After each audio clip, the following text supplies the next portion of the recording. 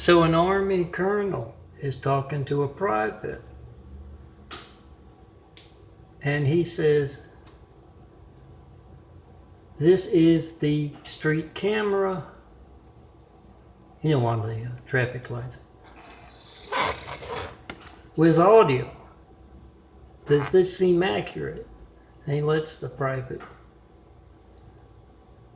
watch for a little while, and the private says, "Yeah, it's fairly accurate, except there was that put, put, put, put, put. Guy with the bad muffler going past." And the colonel says to the general, "We got to look at that.